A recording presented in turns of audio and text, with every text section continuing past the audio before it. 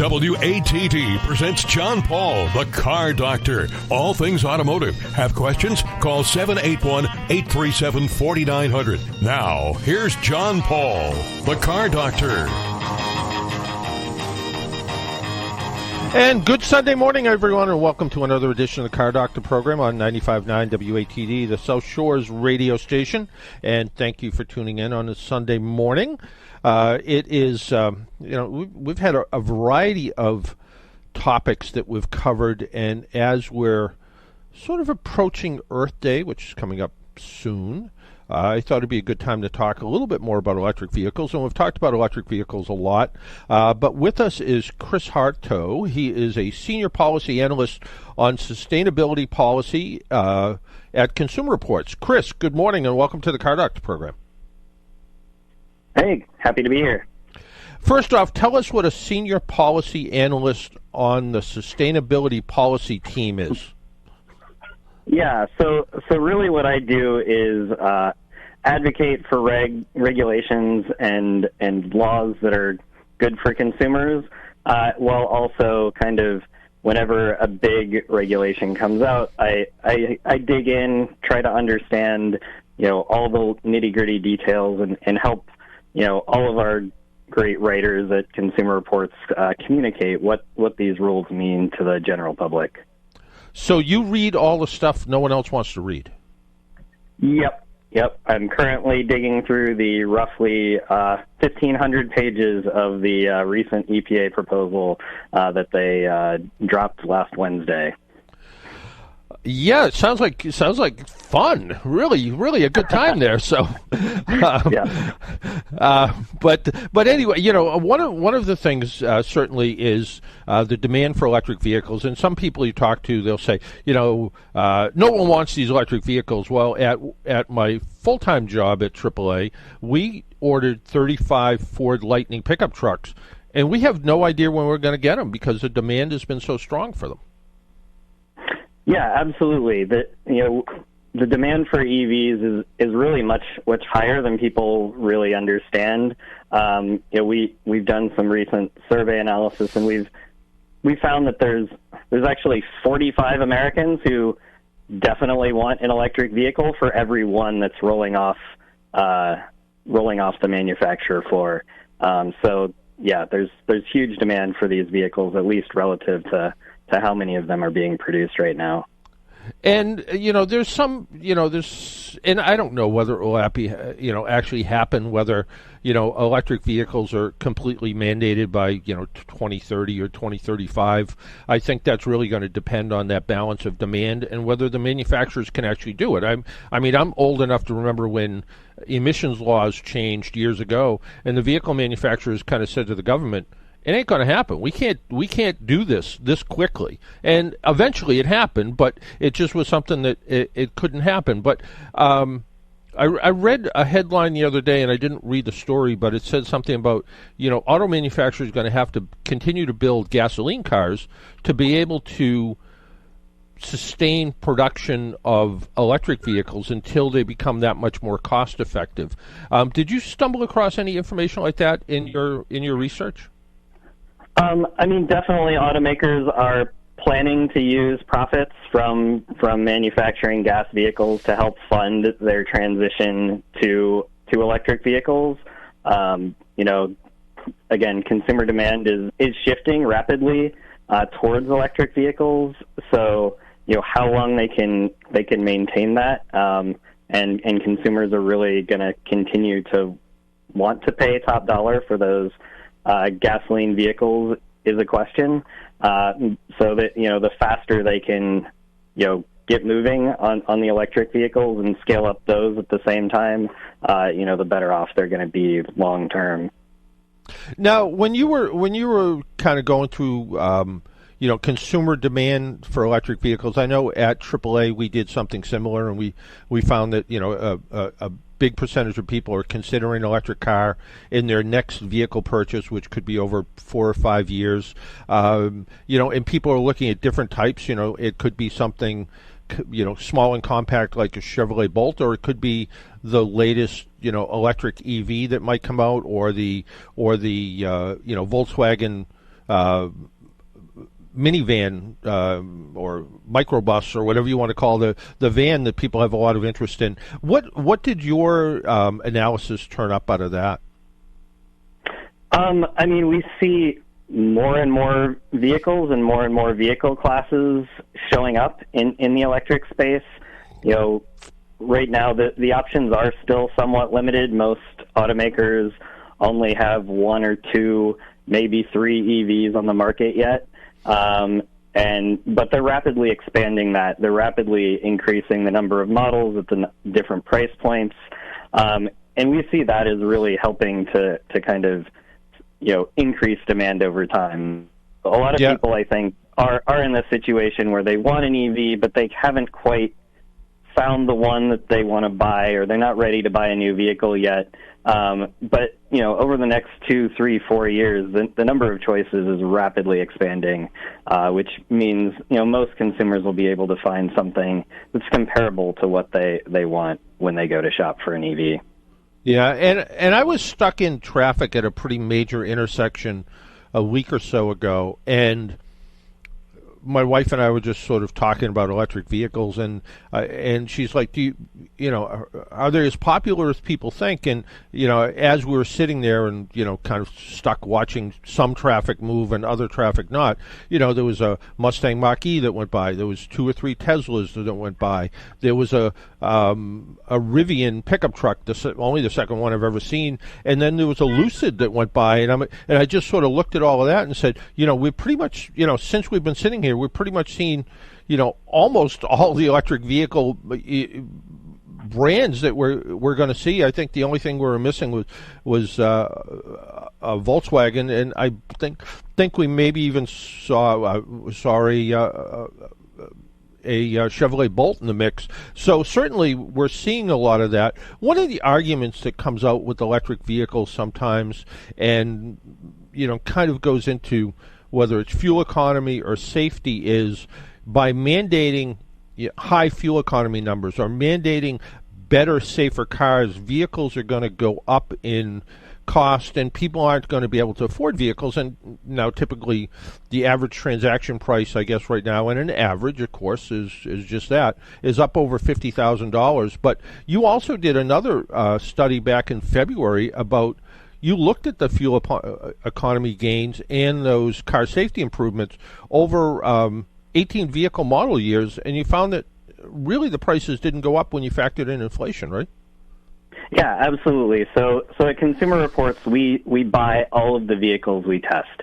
So every year we have secret shoppers who go around to local dealers, and we buy the vehicle off the lot using secret shoppers, and then we test that vehicle. We buy around 50 new vehicles every year for our test program. So we went back and looked at the actual prices we paid for the vehicles we test in our test program over, close to 20 years, roughly matching a time period when both the NHTSA CAFE standards and the EPA greenhouse gas standards were both increasing rapidly. And we did a statistical analysis. We looked at all the data, sent it to our statistics team. They did all kinds of sophisticated statistical analysis, and we found that on after you adjusted for inflation, vehicle prices didn't move. They hadn't gone up at all on an average basis. And during that same time period, we saw significant improvements in safety technology added to these vehicles, and the average vehicle was saving consumers around $7,000 in reduced fuel cost over that time period, with no increase in cost to those vehicles. Yeah, I remember, and it doesn't seem like that long ago. Again, time flies sometimes, but I remember having what was then a compact car, and when I could hit 20 miles per gallon, it was a big deal. And now it's pretty hard to find a car that doesn't get at least 20 miles per gallon. Yeah, absolutely. The average fuel economy has gone way up, and especially in cars. At the same time, cars have continued to get a little bit bigger, more powerful. So just consumers are getting a whole lot more for their money on a new car that they buy today versus one that they bought, 20 years ago. Yeah, that's a really good point, because it used to be, and maybe it was 25 years ago, if a car was 300 horsepower, that was a big deal. Now there's 300 horsepower cars that are kind of everyday cars. There's nothing particularly sporty about them. They just happen to be 300 horsepower cars, and they might be doing it with a V6 engine. They might even be doing it with a four-cylinder engine, and they're returning good fuel economy on top of that. So it's interesting when you look at that, because again, I kind of remember when the fuel economy standards were coming out, and there was some coalition that was out at the time that said, well, the only way to meet this fuel economy standards are to build small, unsafe vehicles. And right now I'm looking out my window, and I see at least 4 mid-size SUVs, and these are not small, and they're not unsafe, and they get reasonably good fuel economy.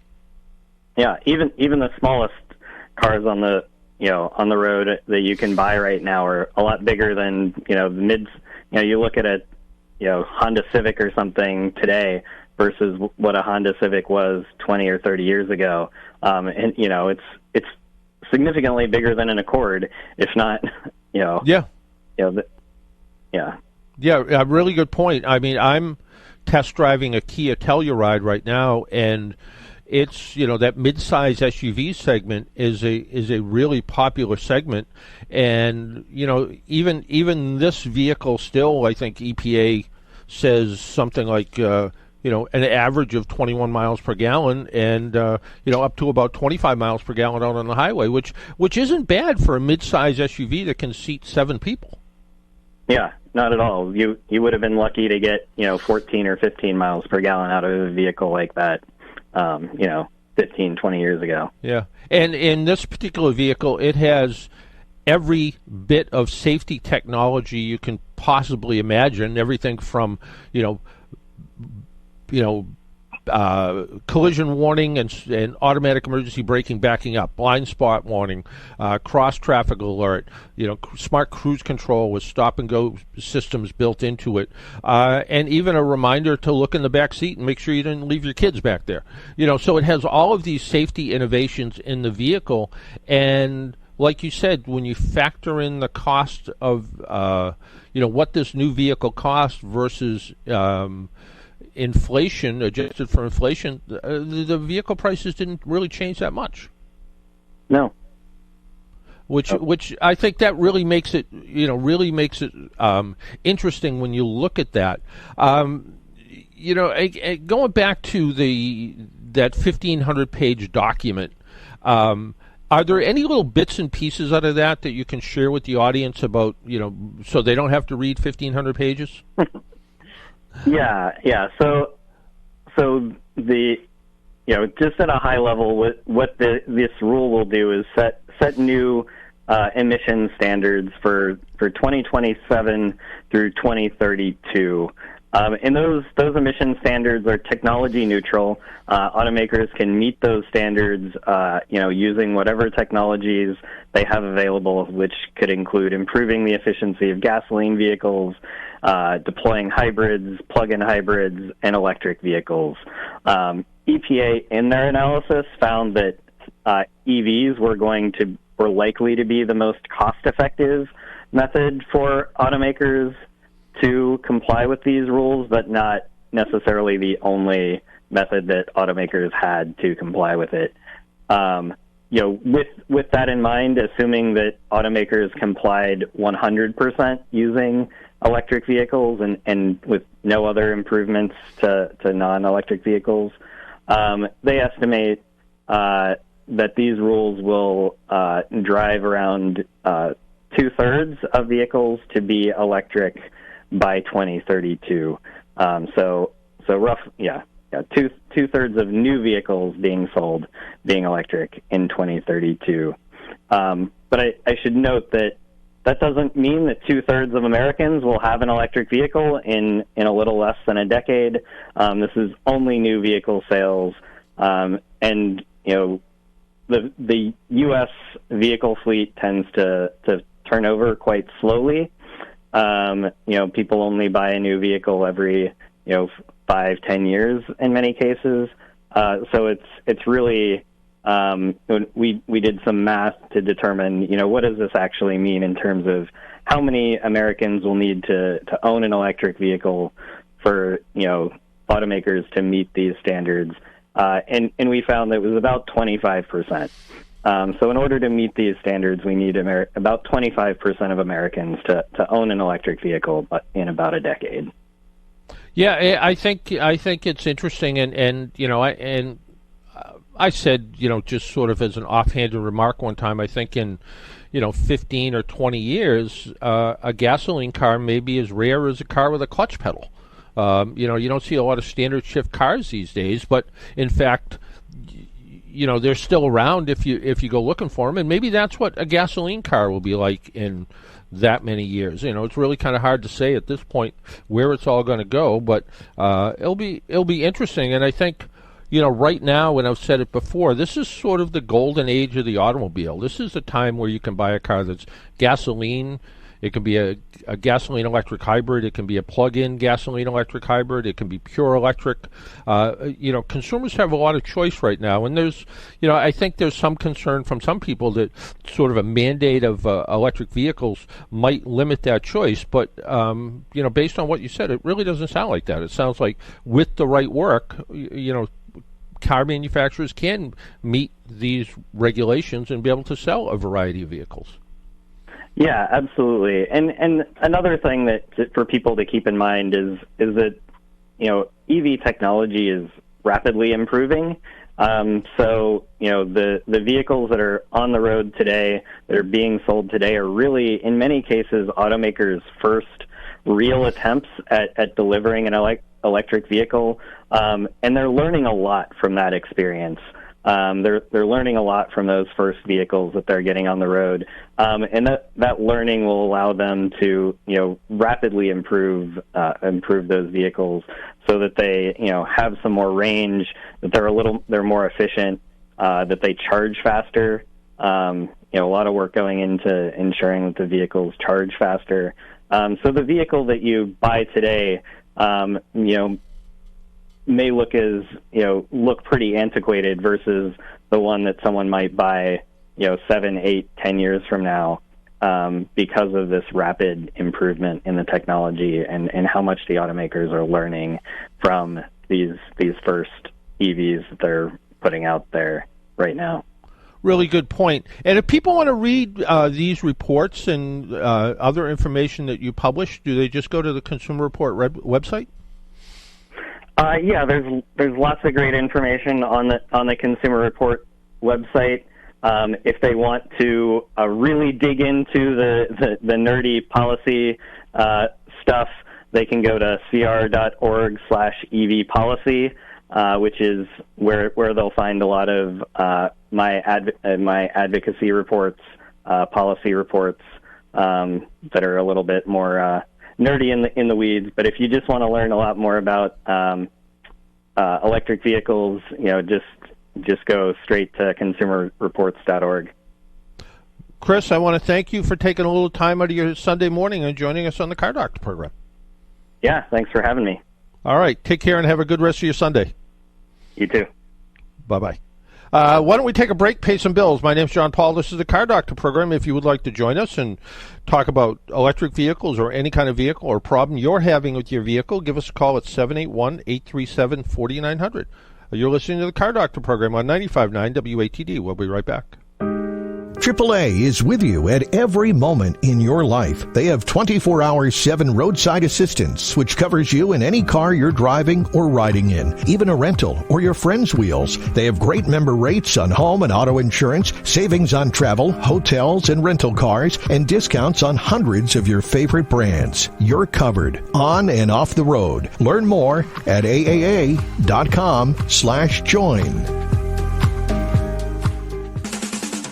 Don't miss the Just Steph Show every Monday night from 8 to 10 p.m. for fun guests and tips on living your best life every day. I'm bringing sexy back to Monday nights. Tomorrow night from 8 to 10 on 95.9 WATD.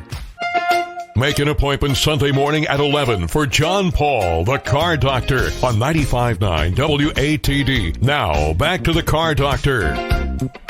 And welcome back to the Car Doctor program on 95.9 WATD. Steph, who brings sexy to Monday nights, she's going to have a little run for her money because on Kevin Tachi's show on Monday Night Talk, I'm going to be on there from 7:30 to 8. So tune in for Kevin Tachi as well. But right now, let's talk to Eric from Plymouth. Eric, good morning. Good morning to you. I was just listening to the guy's advocacy on electric cars. If you do some simple math and take the average horsepower of a U.S. vehicle and and equate that to kilowatts and treat it like a generator, to power 25% of the U.S. fleet is going to take about 9,000 gigawatts of electricity. Where are we going to get that? I think we need flux capacitors. Well, hey, it's not a joke. The Biden administration wants 30 gigawatts of renewable by 2030, right? Windmills, solar panels, whatever. To repower the federal fleet to electric will take about 33 gigawatts. To repower 25% of the U.S. fleet is about 9,000. I mean, these are big numbers. Like, people skipping this part of it. Where are we going to get it if they want 25% of us in electric cars? Well, and I think that was, my comment from the beginning. The idea that this is going to work is only based on whether it actually works. I'm old enough to remember that when, the EPA mandated, certain CAFE fuel economy standards, and the vehicle manufacturers, back then were, averaging 15, and I'm making up a number, they wanted 25, and right. the vehicle manufacturer said, it ain't going to happen. We just can't do it. We can't do it in the time frame you want to do it. So that deadline blew right by. Now, does that mean that you can't do this at some point?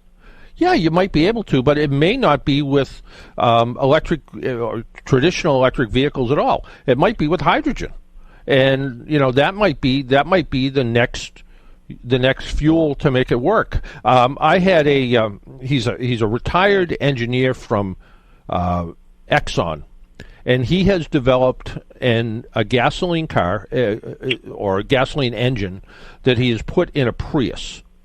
And it gets 120 miles per gallon, and it has very, very low emissions.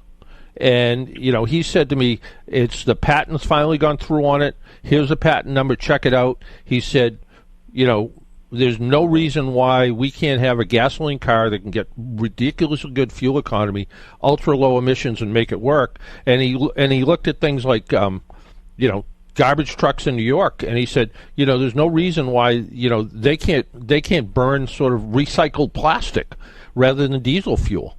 So there's options that are going to come up, and people are going to figure it out. Our gasoline, I love gasoline cars.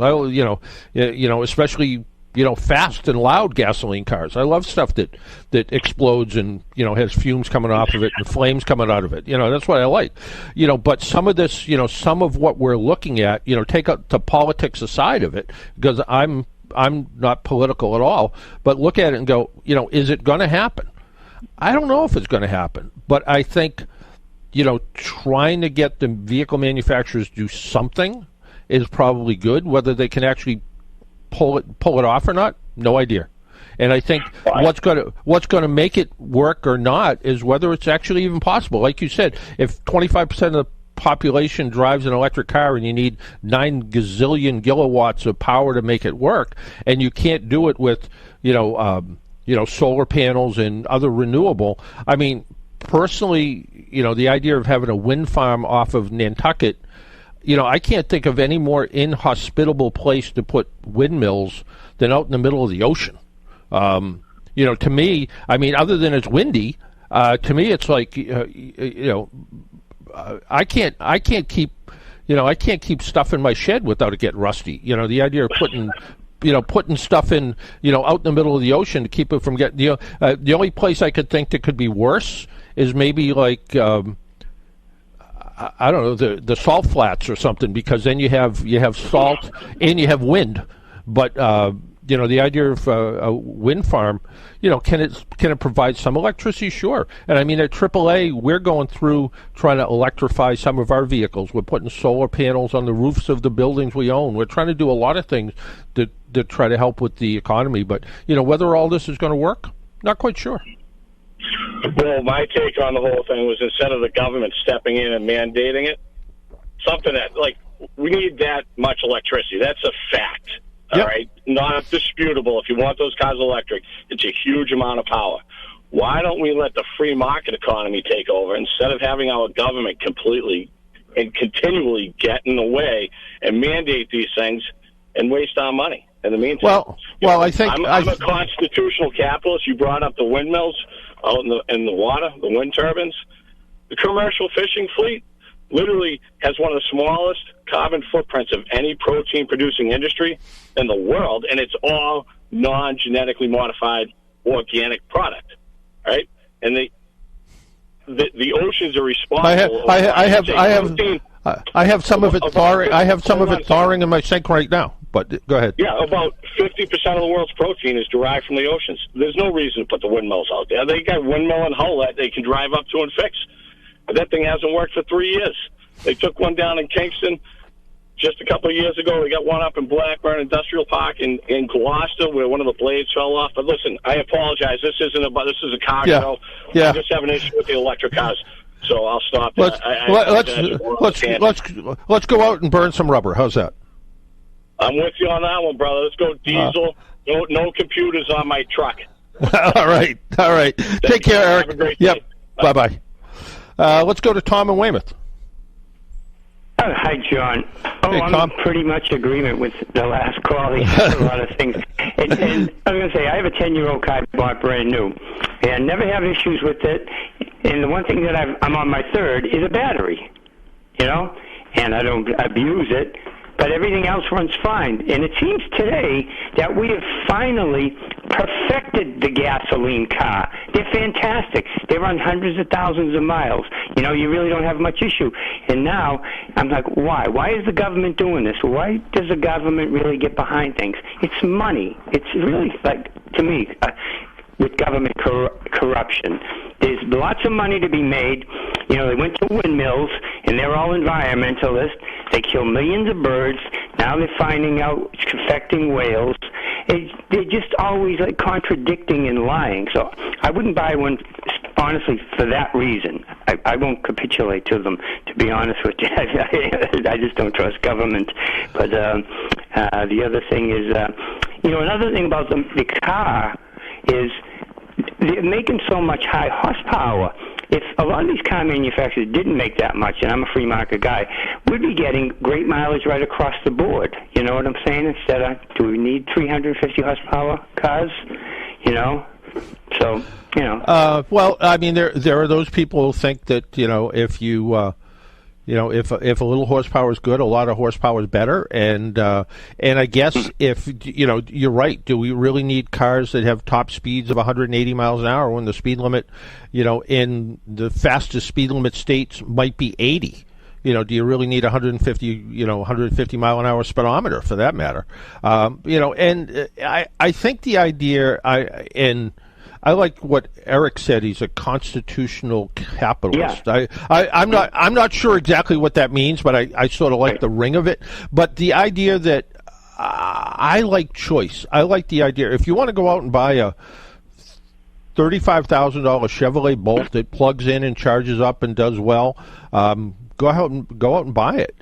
If you want to buy a 707 horsepower, Dodge Demon, go ahead and buy it. Yeah, but it's interesting that, and we did a study years ago, and we compared, and this was probably 1990 or maybe 95, and we measured the tailpipe emissions of a 1995 Mustang GT, and it was less pollution came out of that car than 50 1965 Mustangs, and it was faster.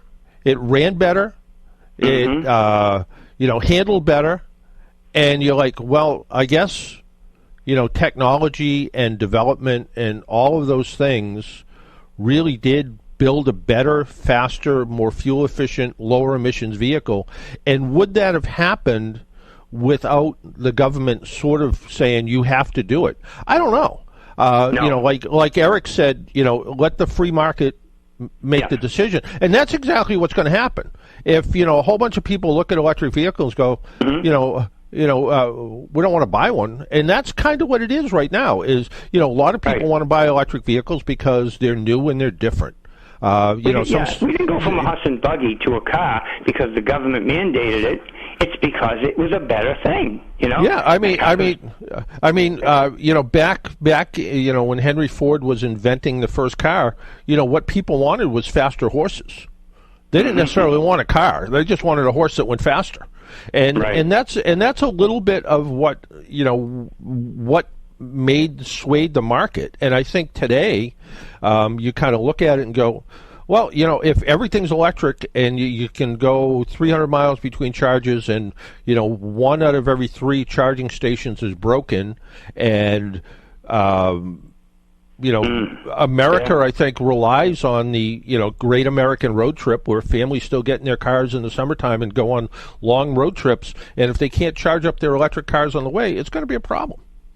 Yeah. I think I asked you this one time. Like you had Consumer Reports on a couple of times. Has anybody ever taken a gas engine car, just say a reasonable size engine, 4-cylinder, 2.4, and did a total comparison, empty tank, put 10 gallons in, take an electric car, charge it up, get that cost per kilowatt, but also break down the kilowatt cost over the country because it varies greatly, and what really comes out better? I mean, I just haven't seen that. I don't know. Have you ever seen that? I mean, really done scientifically. I want to really know. I have seen it, and it depends on the vehicle. Consumer Reports actually came out with a study, and they did a comparison between some electric vehicle and something like a Chevrolet Suburban. And the Chevrolet Suburban, at the end of the day, did better because it could carry more people, it could do more stuff, and it did. And I'm pretty sure it was Consumer Reports. Maybe it was some other publication, but they looked at it and they said, in this particular case, it's more efficient. Yeah, in Massachusetts, where we pay 25 or more cents per kilowatt hour, electric vehicles might not make the most amount of sense. And in other states, there's some states that electric rates are 10 and 12 cents per kilowatt hour. In that case, it makes some sense. And even the most staunch electric vehicle advocate will say that that first few years of owning an electric vehicle is not necessarily particularly environmentally friendly. You got to keep that car for. I remember talking to the woman who was the head of sustainability or something like that for Ford, and she said, "Yeah, you really need to keep something like an electric Mustang Mach-E for 7 or 8 years before all of a sudden the numbers go in the other direction because you look at cost and development and environmental things and everything that goes into making a battery. And if that car's at 2 or 3 years old, it's much more environmentally effective to make a gasoline car. But once it gets to be 7 or 8 years old, it might start to go the other way. So I mean, there's going to be a lot of things that are going to depend on it.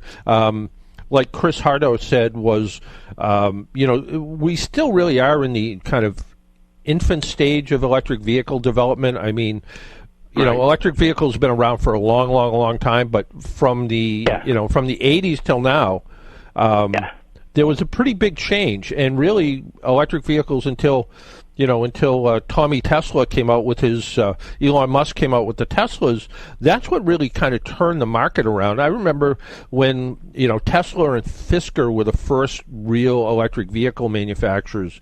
And I remember I was standing talking to someone, and we both kind of said, I think in the history books, we're going to look back and say Tesla and Fisker were sort of like Tucker.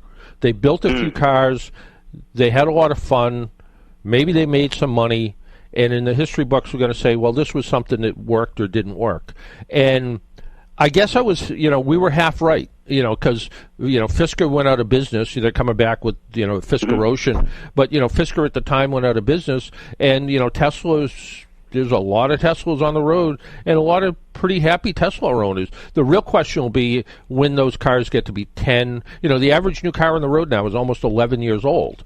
So, what will happen when those Teslas turn 10, 11, 12, 20 years old?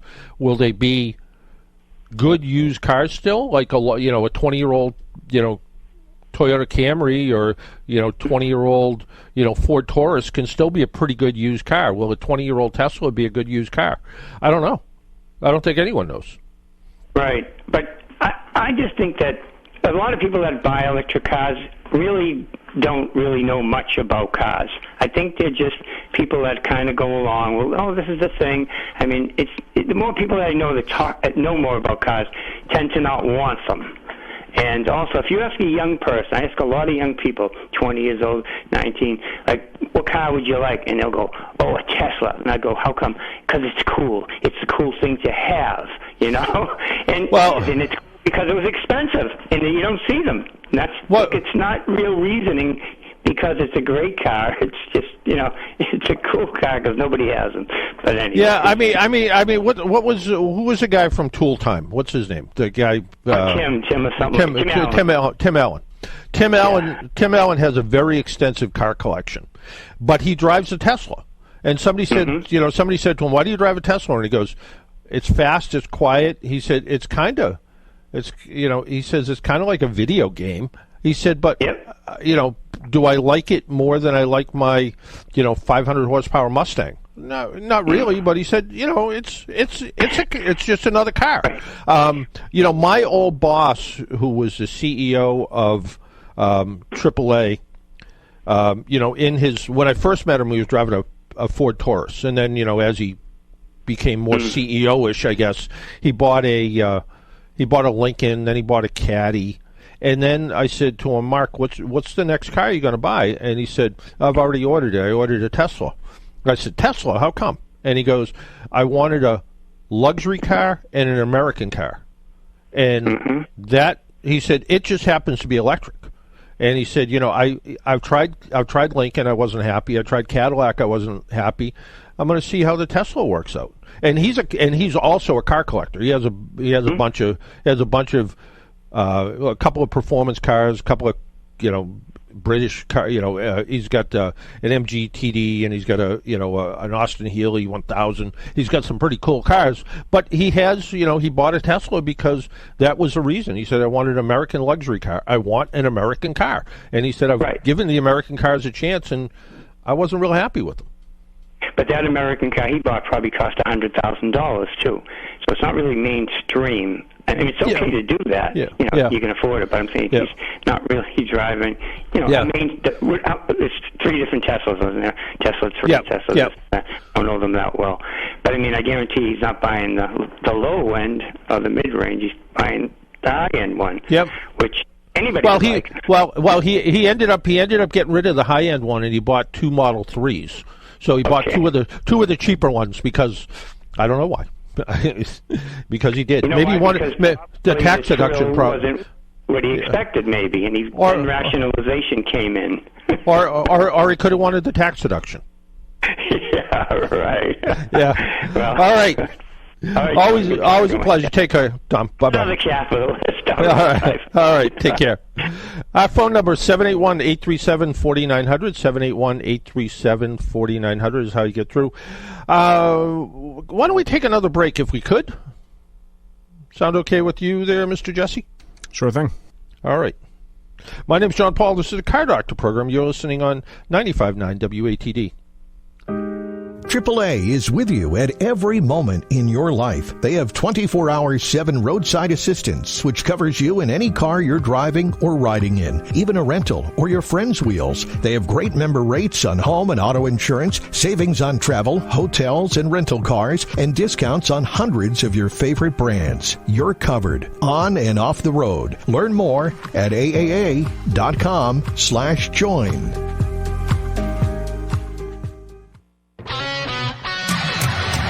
Talk radio with a South Shore point of view. Hi, I'm Kevin Tachi. Join me tomorrow for Monday Night Talk, where the South Shore comes to talk. Tomorrow night after the 6 o'clock news here on 95.9 WATD. Don't miss the Just Steph Show every Monday night from 8 to 10 p.m. for fun guests and tips on living your best life every day. I'm bringing sexy back to Monday nights. Tomorrow night from 8 to 10 on 95.9 WATD. Hi, it's John Paul, the car doctor. Thinking of buying a new car, selling the car you have, or just trying to get rid of that pesky check engine light? Join me on WATD every Sunday morning at 11. We'll have interesting guests, the latest news from the automotive industry, play a little car trivia, and answer all of your car questions. It all happens each Sunday morning at 11 on 95.9 WATD.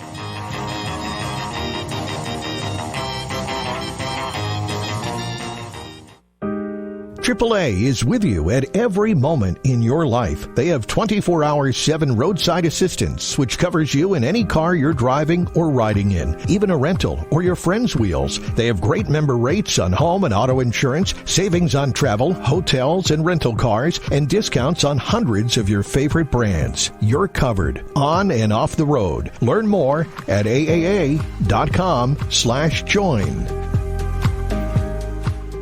Make an appointment Sunday morning at 11 for John Paul, the Car Doctor, on 95.9 WATD. Now, back to the Car Doctor.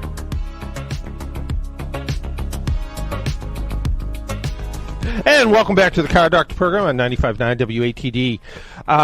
Well, since we've been talking about electric vehicles, and I actually got a request to talk about the electric vehicle I drove last week, which was that BMW, and somebody said to me, I kind of like the idea of it. Can I hear the review again? So why don't we do that right now, too? And if you would like to join us, again, our phone number is 781-837-4900.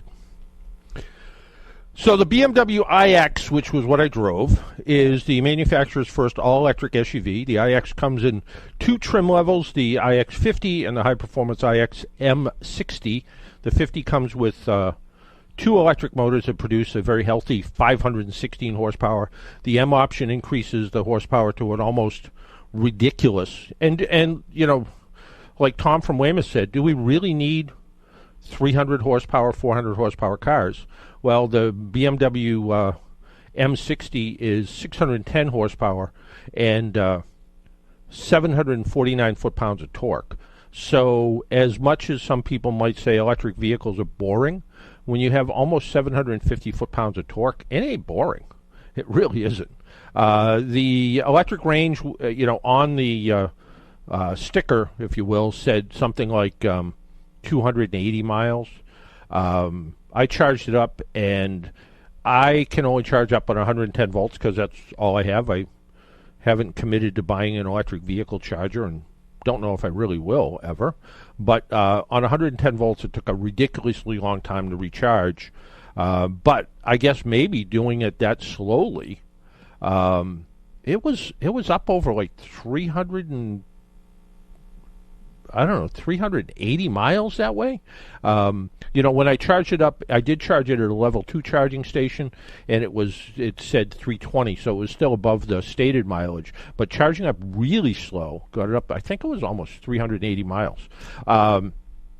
If you had level 3 charging, the fast style charging, you add about 90 miles of range in about 10 minutes. So, if you were out somewhere and, stopped at, 7-Eleven or Burger King or something, and it had charging.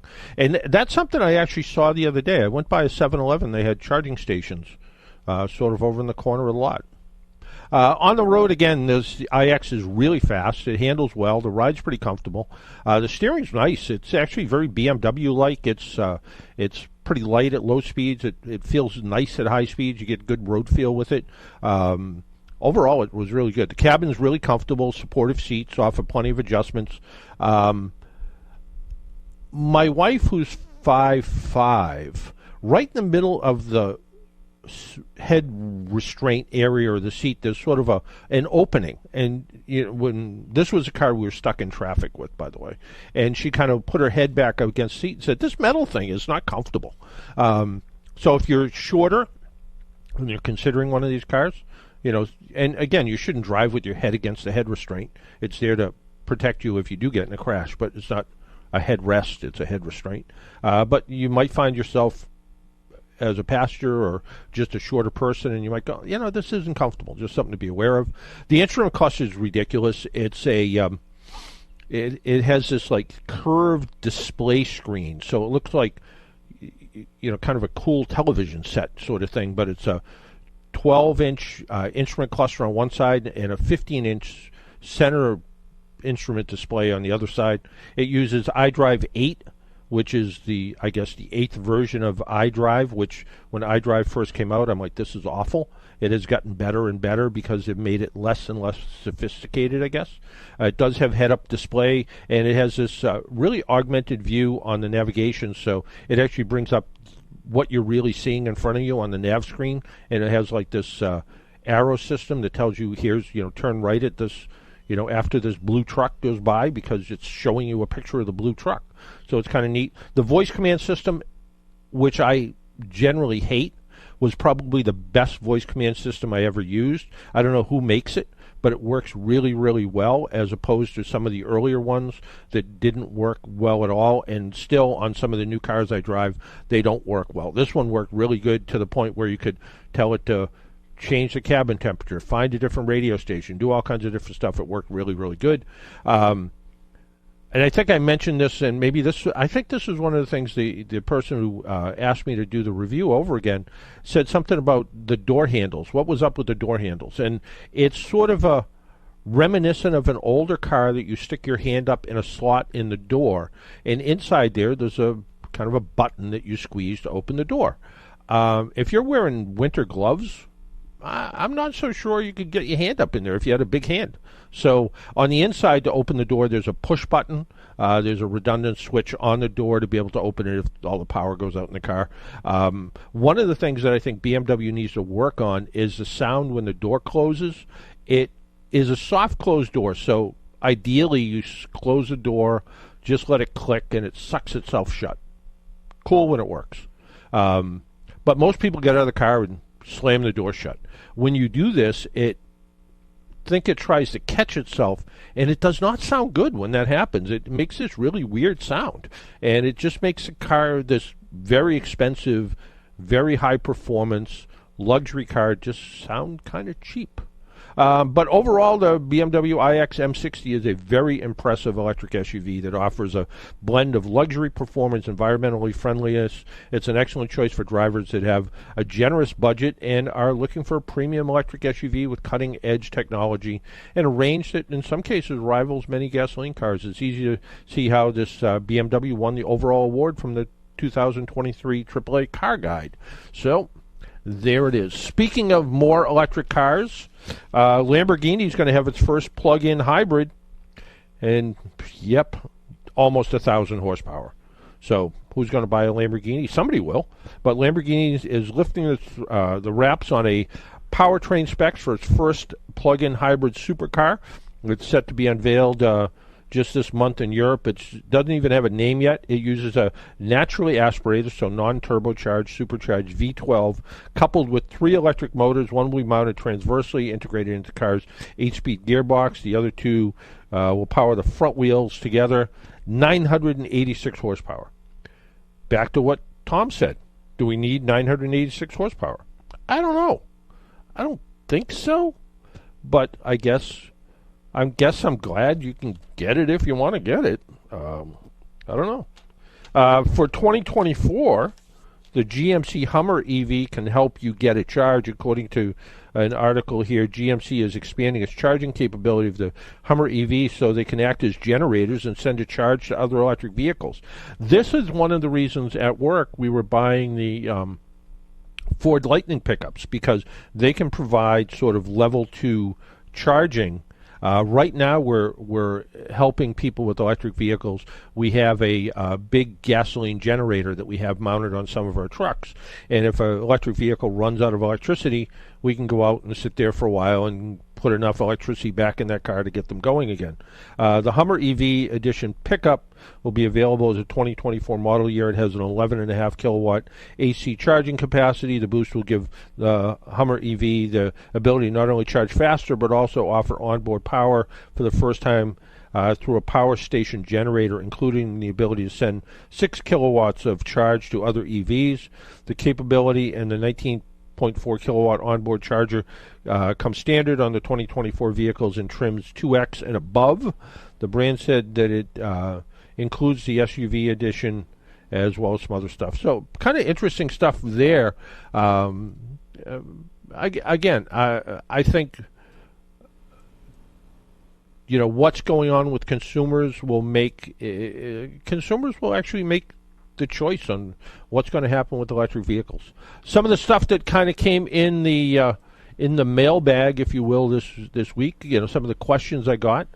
Some were pretty simple. One was, what do you think about going to the car wash and getting the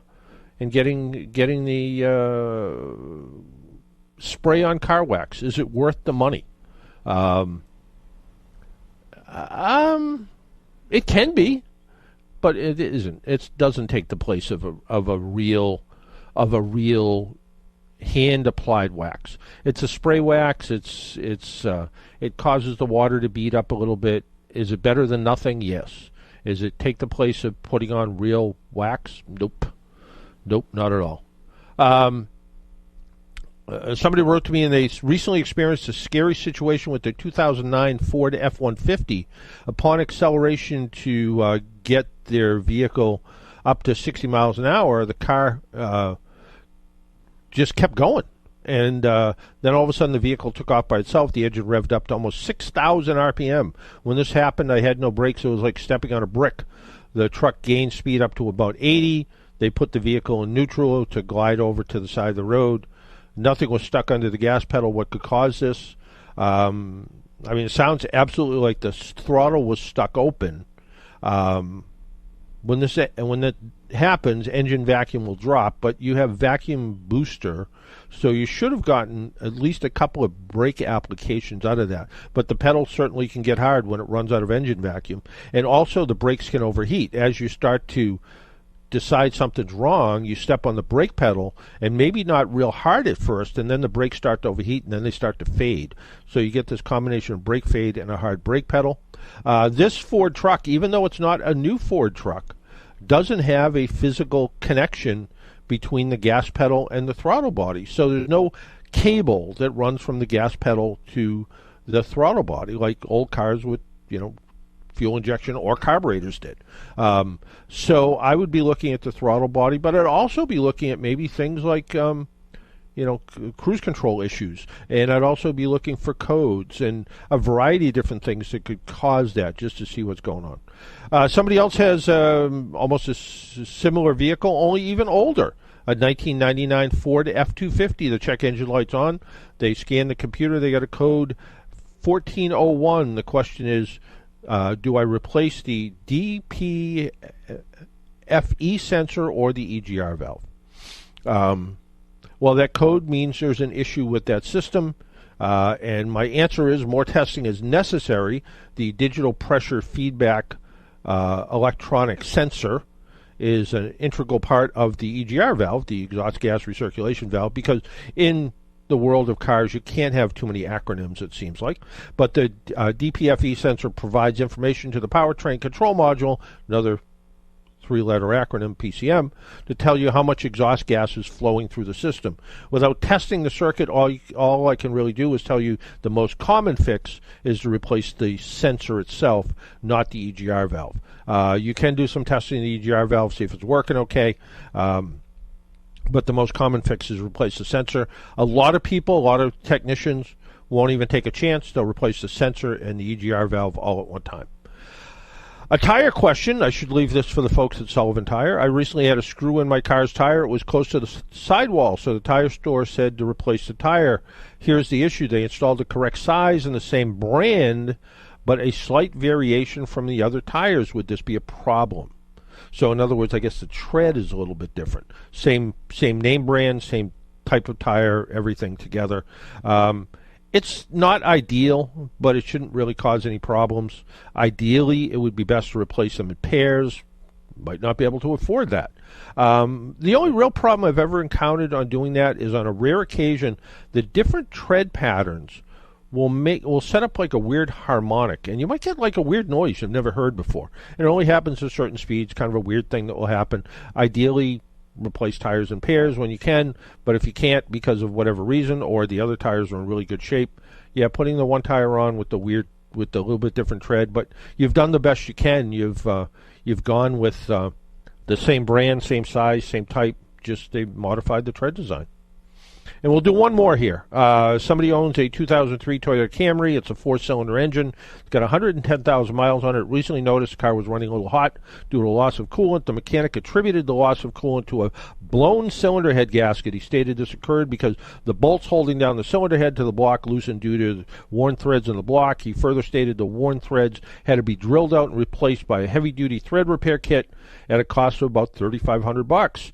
He also stated this was a common problem with the Toyota engine, and he wasn't sure about the reliability or durability of the repair. A nearby Toyota dealer agreed with my mechanic's opinion, stating the repair, if done correctly, was 80% effective. Neither my mechanic or the Toyota dealer suggested a head gasket sealant, such as Bars Leak, Blue Devil, or K-Seal. I would appreciate your advice regarding my options. Do I have to replace the head gasket, or use a head gasket sealer, or junk the car? Well, the helicoil wire thread insert is actually what Toyota recommends, and as long as the block and the head are in pretty good shape, the repair should be fine. I'm not a big believer in head gasket sealer, but they work about 50% of the time. I've had pretty good luck with Blue Devil and K-Seal. I like K-Seal a little bit better, although it's a little harder to find sometimes, because you don't need to remove the thermostat and drain all the coolant.